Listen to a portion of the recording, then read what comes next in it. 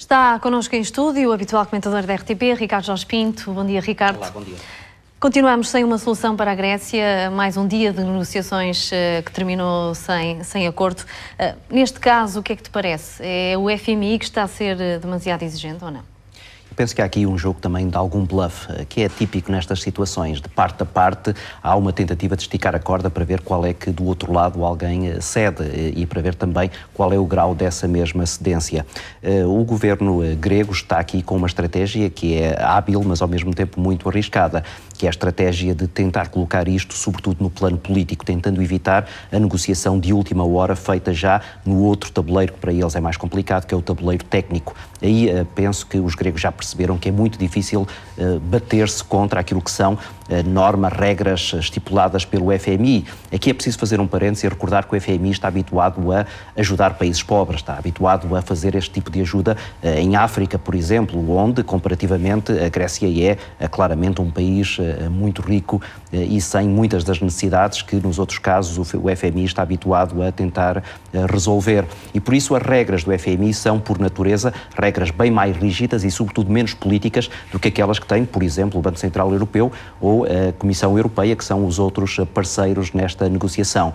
E daí que seja natural que, neste momento, seja o FMI aquele que está a colocar maiores obstáculos e, sobretudo, tendo em conta e recordando também que o FMI está aqui por mão da Alemanha, está a representar também aquilo que são dificuldades estratégicas que alguns países europeus neste momento querem colocar à Grécia numa tentativa também de desenvolver uma estratégia que lhes é mais favorável e sem parecer que essa estratégia mais favorável seja a saída da Grécia do euro, há também aqui uma tentativa de condicionar politicamente aquilo que é a posição do governo grego e sobretudo do partido Syriza. Temos também aqui objetivos diferentes por parte das instituições. Temos o FMI que quer tornar a dívida viável e o Eurogrupo que não quer deixar cair a Grécia da zona euro. Esta diferença de objetivos e de ambições pode tornar também as negociações difíceis? É verdade, é outra das variáveis que está aqui em jogo e é outra das variáveis que cria dificuldades acrescidas, até do ponto de vista da análise daquilo que estará a acontecer. Eu diria que, espero que possa haver uma solução de última hora e a solução de última hora, eventualmente, terá que ser uma solução que de alguma maneira concilie todos esses interesses neste momento dissonantes e até, em alguns casos, acrescidamente dificultantes daquilo que é o resultado final.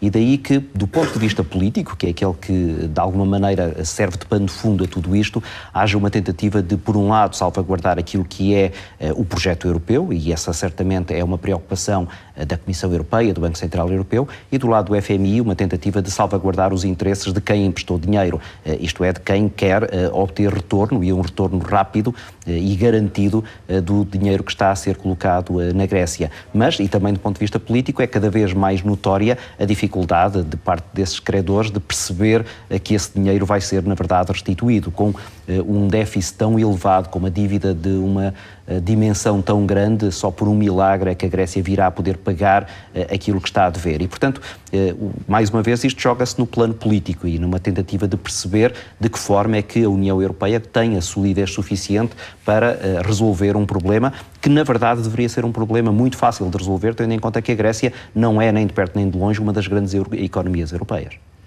Ricardo, o primeiro-ministro grego Alexis Tsipras tem razão quando diz que a Grécia não está a ser tratada da mesma forma. Houve medidas que nunca tinham sido rejeitadas antes.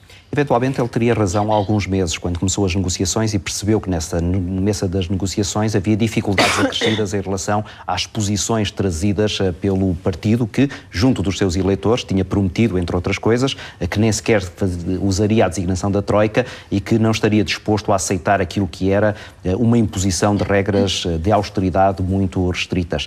Neste momento, parece-me que essa declaração já ia um pouco despropositada, na medida em que, depois da radicalização de posições, o mais natural é que do outro lado também haja menor propensão a aceitar algumas das medidas que o governo grego agora está finalmente a colocar em cima da mesa e que eram as medidas que de alguma maneira há uns meses os próprios credores tinham apresentado da mesma forma que tinham apresentado a Portugal ou à Irlanda. E desse ponto de vista, aquilo que o ministro Poiares Maduro há pouco dizia tem razão, é que a estratégia de países como Portugal e a Irlanda, desse ponto de vista, foi mais eficaz. tem o reverso da medalha. Na verdade, empobreceu estes países e tornou a posição dos respectivos governos muito mais antipática aos olhos dos cidadãos que, claramente, acham que, eventualmente, haveria uma ou outra qualquer solução menos danosa do que os aumentos brutais de impostos e os cortes muito substanciais naquilo que é a despesa do Estado. A Troika quer menos impostos, considera que estão muito centrados nas empresas e, como já referiste também, mais medidas no corte da despesa pública. Até onde a Grécia pode ir? Cortar nas pensões, por exemplo? Pois, o problema, mais uma vez, aí é político. Houve promessas, quase que juras, perante o eleitorado de que não se iam fazer alguns ajustamentos extremamente dolorosos exatamente nessa área. E, portanto, agora o governo grego o que está a tentar fazer, de alguma maneira, é salvar a sua face, isto é, perante o eleitorado mostrar que continua a proteger os mais desfavorecidos, que não aceitará reduções muito mais substanciais naquilo que eram as pensões, e os pensionistas valem muito em termos políticos na Grécia, e, por outro lado, apresentar à Europa aquilo que será, pelo menos do ponto de vista teórico, uma solução razoável para deixar os credores um pouco mais satisfeitos. O problema é que, do outro lado, há, por um lado, a percepção de que, na verdade, o sistema fiscal grego tem ainda muitas deficiências e, portanto, apenas uma promessa de maior aumento fiscal dificilmente terá resultado e, por outro lado, também uma descrença sobre aquilo que será a capacidade da economia grega de dar uma resposta rápida em termos de aumentos das receitas por parte das grandes empresas, aquelas que, de alguma maneira, o governo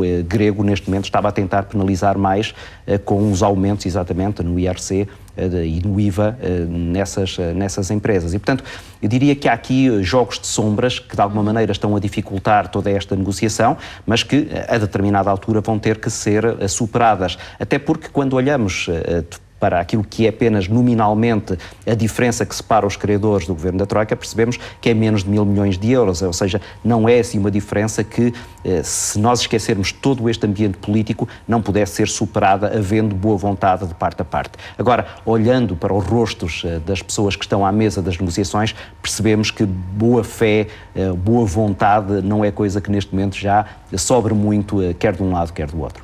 Portanto, politicamente, a Grécia não tem muita margem de manobra, porque caso ceda, abre-se depois uma crise política no país. Exatamente, e esse é o problema também aqui crucial, que é saber até que ponto, por um lado, da parte dos credores, não haverá uma intenção de derrubar este governo de Siriza, e por outro lado, do lado grego, saber se também esta não é a intenção do governo de Tsipras, isto é, de provocar uma crise interna que leva a umas eleições, e essas eleições poderem, e as sondagens indicam-no, relegitimar a posição do Siriza na mesa das negociações com os credores. O problema aqui é que já não há muito tempo, ou melhor, já não há tempo.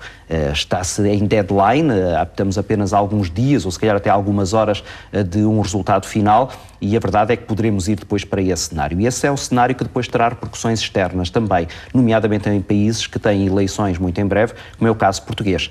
Aquilo que vier a acontecer em termos políticos na Grécia terá necessariamente, inevitavelmente, repercussões naquilo que é a posição da coligação PSD-CDS e do Partido Socialista nas eleições legislativas de outubro. E até que ponto, Ricardo, é que terá essas repercussões no nosso país?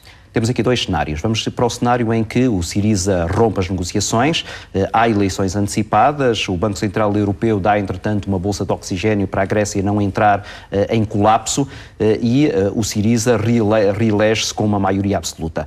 E vai outra vez para a mesa das negociações, ainda nos próximos meses, antes das eleições em Portugal, com uma força acrescida e consegue até um negócio melhor do que aquele que agora está a ser proposto. Aí eu diria que o maior beneficiário será o Partido Socialista, que poderá dizer, estão a ver como vale a pena bater o pé, estão a ver como se calhar a estratégia do governo português não era a melhor estratégia. Segundo cenário, isto entra em colapso, o governo Siriza perde credibilidade perante os seus eleitores que começam a perceber que se calhar esta estratégia apenas conduziu a sacrifícios acrescidos para além daqueles que já existiam e então aí Pedro Passos Coelho e Paulo Portas poderão vir dizer durante a campanha para as legislativas, vejam como nós tivemos o caminho certo e vejam como os gregos agora estão a sofrer as consequências muito violentas de não terem sido capazes de uma negociação tão eficaz como aquela que nós conseguimos. E vejam como o Partido Socialista, que se pôs ao lado do Siriza, está agora também numa situação muito difícil para justificar aquilo que está a acontecer na Grécia. Há quem defenda já que o euro é um projeto falhado. Nesta altura, essa tese está a ganhar mais força? Está a ganhar cada vez mais força. Em primeiro lugar, porque as pessoas percebem que, afinal, a União Europeia não é capaz de resolver sozinha os seus próprios problemas. Como eu dizia há pouco, o facto da Alemanha ter querido incluir o FMI nesta troika é o sinal, quanto a mim até de minoridade desta União Europeia e da zona euro. Na verdade, do ponto de vista meramente financeiro, a zona euro tinha mais do que capacidade suficiente para resolver sozinha este problema da Grécia, de Portugal e da Irlanda. Não o quis fazer e, ao não o querer fazer, estava a denotar fragilidades naquilo que era a própria coesão do projeto. Segundo aspecto, a verdade é que a União Europeia monetária tem a dificuldade de não ter uma harmonização, por exemplo, entre outras coisas, de um sistema fiscal entre os vários países. Isto é, há discrepâncias tão grandes entre as várias economias e o desenvolvimento das várias economias dentro da zona euro, e há uma tal dificuldade de fazer planos de subsidiariedade, isto é, de os países que estão com mais dificuldade poderem ser ajudados pelos países mais ricos, e veja-se, por exemplo, a resistência que os países do Norte estão a pôr em relação às dificuldades dos países do Sul, que dificilmente um projeto monetário comum tenha grande futuro com todas estas dificuldades. Ao contrário, por exemplo, do que acontece nos Estados Unidos, em que, por exemplo, quando a Califórnia começou a entrar em graves dificuldades económicas, o Estado Federal foi capaz de dar ajuda à Califórnia. Aqui, perante a Grécia, os Estados europeus não têm a mesma capacidade de resposta. Isto mostra como, não havendo uma espécie de ministro das Finanças europeu, dificilmente a zona euro não passará mais tarde ou mais cedo por dificuldades parecidas com estas ou ainda mais difíceis do que estas. Porque no momento em que, em vez de ser uma economia pequena como a Grécia ou como Portugal, forem economias como a da Espanha ou da Itália, então aí sim, já nem sequer do ponto de vista meramente financeiro, a zona euro será capaz de dar resposta a esses problemas. Mas haverá ou não um efeito de contágio? Há quem defenda que sim, mas há também quem considere que Portugal não sairá afetado e seria o próximo. Isso aí é uma das perguntas a que eu nunca tive resposta. É que não sou especialista, não consigo sequer ir lá depois a entender o que é que está por detrás. Eu não consegui ainda perceber se, por exemplo, o Banco Central Europeu tem ou não tem capacidade para suster aquilo que é o efeito de contágio no momento em que um país sair da zona euro. De resto, esse cenário, nem do ponto de vista teórico, está ainda perfeitamente estabilizado. E esta é uma coisa que eu, enquanto leigo nestas matérias, também me custa a compreender. Como é que se define uma zona euro e como é que não se percebe, ou como é que não está estipulado numa espécie de manual de emergência, o que é que acontece quando um país é obrigado a sair dessa zona euro. E, portanto, nós não sabemos, por exemplo, qual é a capacidade de resposta do Banco Central Europeu, nós não sabemos como é que a Comissão Europeia se pode entender com o próprio Parlamento Europeu para dar uma resposta a uma situação como estas.